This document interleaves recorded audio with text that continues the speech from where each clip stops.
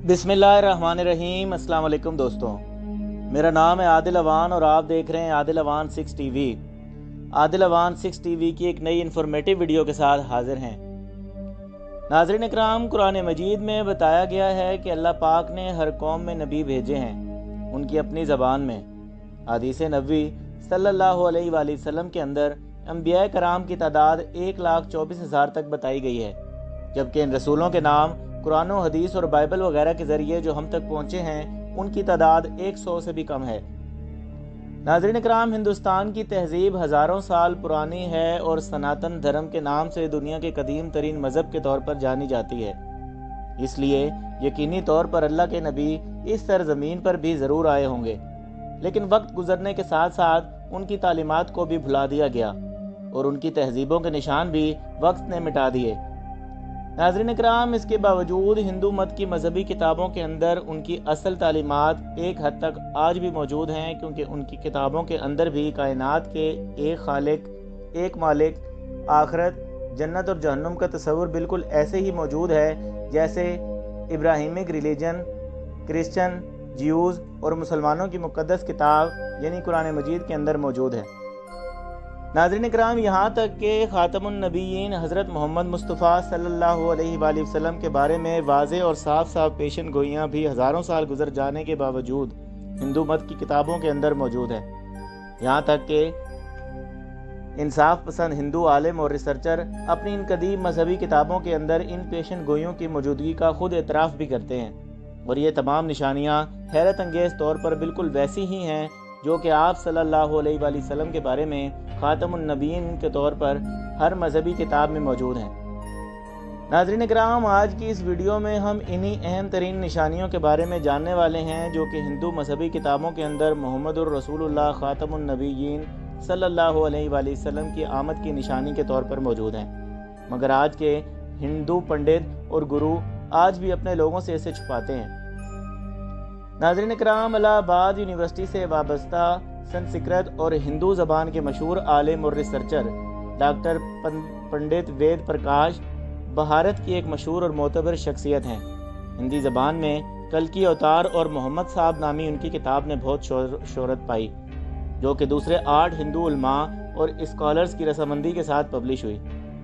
नाज़रीन इकराम, भारत के अखबारों और रिसालों के अंदर कई दहाइयों से इसके बारे में लिखा जा रहा है और ये किताब पहली बार 1970 के अंदर शाया हुई। हिंदू मज़हब की मुक़द्दस किताबों के अंदर नबी करीम सल्लल्लाहु अलैहि वसल्लम के बारे में जो पेशन गोइयाँ मिलती हैं, इस्लामिक वॉइस बेंगलोर ने इनका एक इंतहाई उम्दा इंतखाब करके इसको कुछ इस अंदाज़ के अंदर पेश किया कि ये तमाम निशानियाँ किस तरह नबी करीम सल्लल्लाहु अलैहि वसल्लम की आमद के बारे में हिंदू मज़हबी किताबों के अंदर बयान कर रही हैं। नाज़रीन इकराम, हिंदू यकीन रखते हैं कि बुराइयों के ख़ात्मे के लिए 10 अवतारों यानी पैगम्बरों को दुनिया में आना था, और बाद हिंदुओं के मुताबिक ये तादाद ज़्यादा भी है। पिछले 3 युग यानी 3 अदवार के अंदर इनमें से सिर्फ एक के अलावा सब आ चुके हैं। नाज़रीन इकराम, मौजूदा दौर का नाम कलयुग है, जिसमें कल्कि अवतार को आखिरी अवतार की हैसियत से दुनिया में आना है, यानी एक आखिरी अवतार की आमद होगी। नाज़रीन इकराम, हिंदू अकीदे के मुताबिक ये दौर कई हज़ार साल पहले शुरू हो चुका है और अभी भी बहुत वक्त तक बाकी रहेगा। इसलिए हिंदू कल्कि अवतार या आखिरी नबी सल्लल्लाहु अलैहि वसल्लम के मुंतज़िर हैं, जिसकी आमद की खबर उनकी मुक़द्दस किताबों में दी गई है। नाज़रीन इकराम, भगवत पुराण में कहा गया है कि कलयुग का एक बड़ा हिस्सा गुजर जाने के बाद लोगों की फितरत गधों जैसी हो जाएगी और वो अपने आप को मादी ज़िंदगी का बोझ ढूंढने तक महदूद कर लेंगे,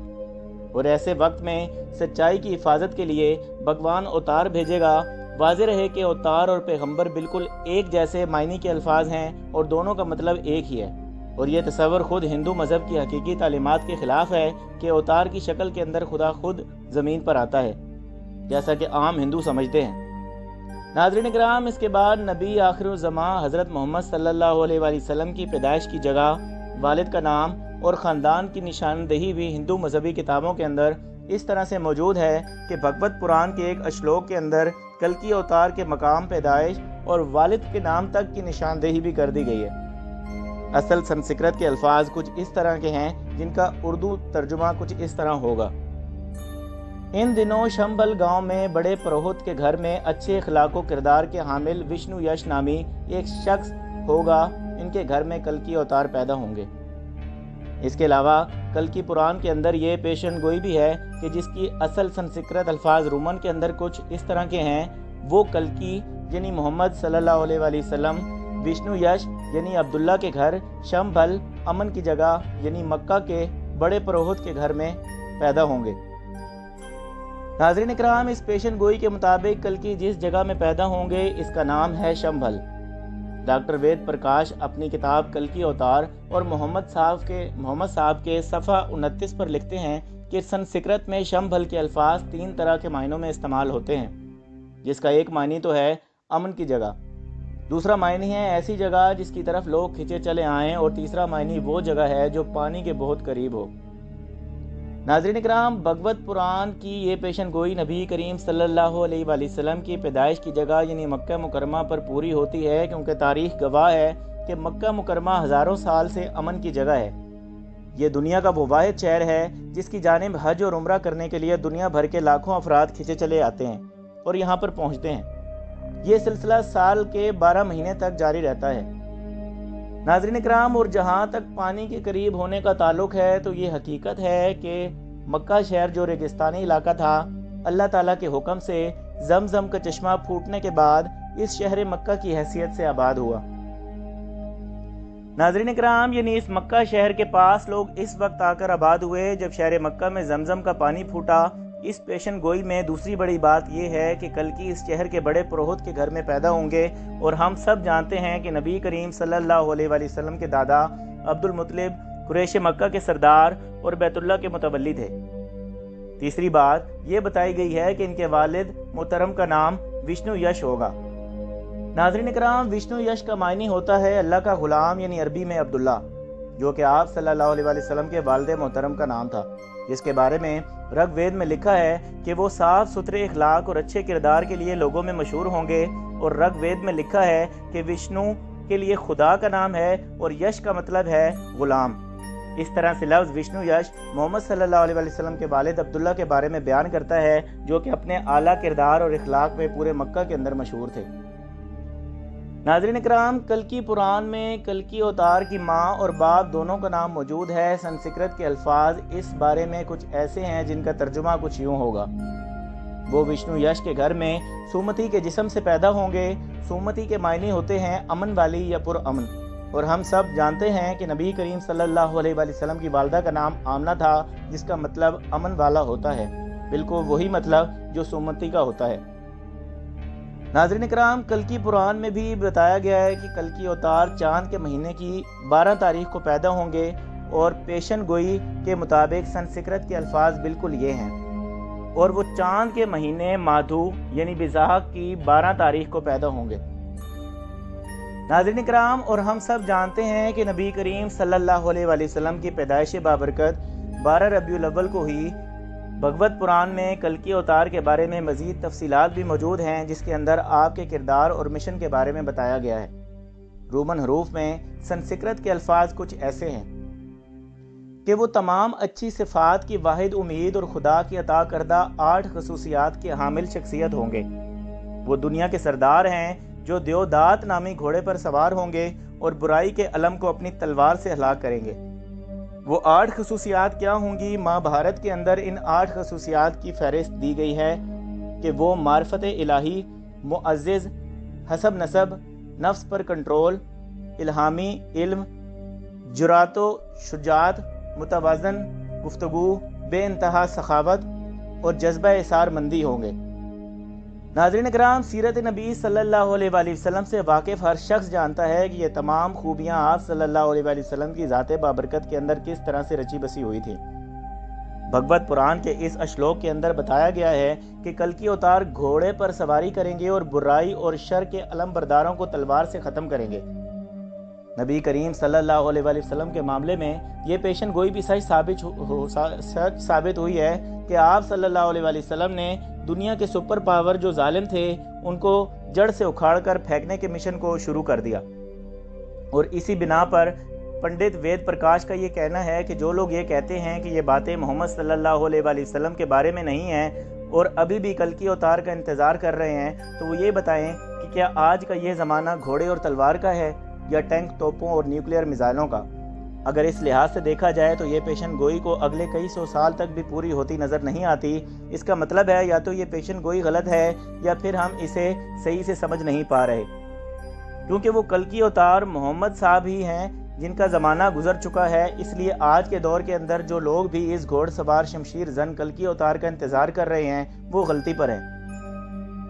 ناظرین کرام، محمد صلی اللہ علیہ وسلم اور ان کے ساتھی پورے جزیرہ عرب سے کفر اور باطل کا خاتمہ کر کے اس وقت کی عالمی طاقتیں روم اور ایران کو فتح کر کے 1500 سال پہلے اس پیشن گوئی کو پورا کر چکے ہیں،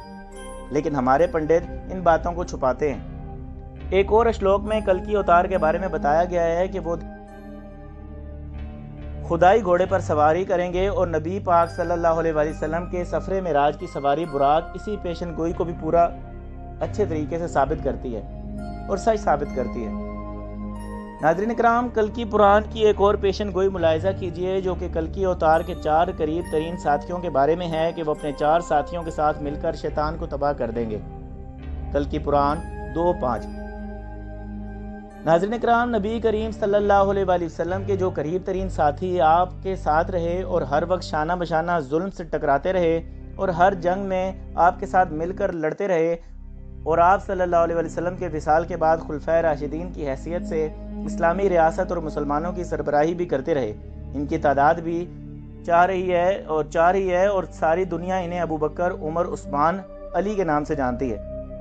ناظرین کرام، یہ بات تو بطور مسلمان ہم سب بھی جانتے ہیں کہ اللہ تعالیٰ نے مختلف غزوات کے اندر نبی کریم صلی اللہ علیہ وآلہ وسلم کی فرشتوں کے ذریعے مدد فرمائی،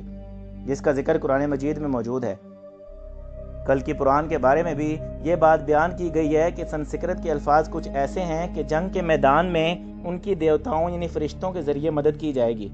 فرشتوں کے لیے دیوتا کا لفظ استعمال کرنا ہندو مذہب کے اندر ایک عام سی بات ہے۔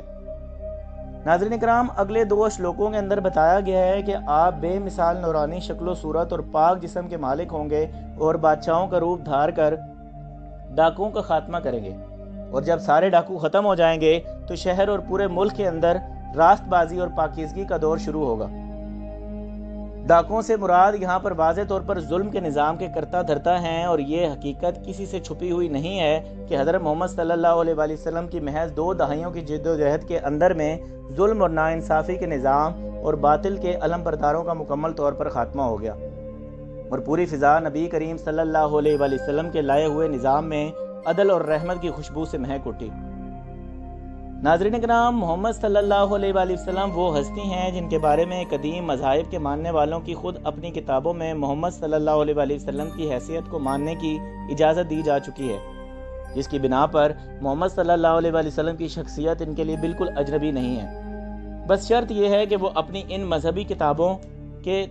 تمام گواہیوں کو پوری طرح سے واقف ہوں اور اچھے طریقے سے ان پر عمل کریں۔ ناظرین کرام، اس کا مطلب وہ یہ نہ سمجھیں جو ان کو پنڈت سمجھاتے ہیں، بلکہ وہ ویسے ہی سمجھیں کہ جیسے ان کی مذہبی کتابوں میں حضور اکرم صلی اللہ علیہ وآلہ وسلم کا ذکر ہے، کیونکہ ان کی کرسی اور خدمت حقیقت بتانے پر خطرے میں پڑ جاتی ہے، اس لیے ہندو پنڈت اپنے لوگوں کو یہ باتیں نہیں بتاتے۔ ناظرین کرام، اس لیے لوگ خود ان پر ریسرچ کر کے حقیقت تک پہنچنے کی کوشش کریں۔ اس لیے اب یہ امت مسلمہ کی ذمہ داری بھی ہے کہ قیامت تک کے آنے والے انسانوں کو اس حقیقت سے باخبر کرے کہ محمد صلی اللہ علیہ وآلہ وسلم ہی وہ ہستی ہیں جن کی آمد کی خبر ان سے پہلے آنے والے تمام انبیاء کرام بھی دیتے رہے ہیں، اور بڑے پیمانے پر رد و بدل کے باوجود بھی یہ پیشن گوئیاں آج بھی ان کی کتابوں کے اندر موجود ہیں۔ لہٰذا پوری انسانیت کی کامیابی ہی نبی آخر الزماں خاتم النبیین حضرت محمد مصطفیٰ صلی اللہ علیہ وآلہ وسلم کو اور ان کے پیغام کو مان لینے میں ہی ہے۔ ناظرین کرام، اللہ پاک ہمیں سمجھنے کی، نیک عمل کرنے کی توفیق عطا فرمائے۔ ناظرین کرام، آپ کو ہماری یہ ویڈیو کیسی لگی؟ امید ہے پسند آئی ہوگی۔ کمنٹ سیکشن میں ضرور بتائیں، اور ہمارے چینل عادل اوان 6 ٹی وی کو سبسکرائب کریں، لائک کریں، شیئر کریں اور بیل آئیکن پر ضرور کلک کر دیں تاکہ نئی آنے والی انفارمیٹیو ویڈیو آپ کو سب سے پہلے مل سکے۔ بہت شکریہ، جزاک اللہ، اللہ حافظ۔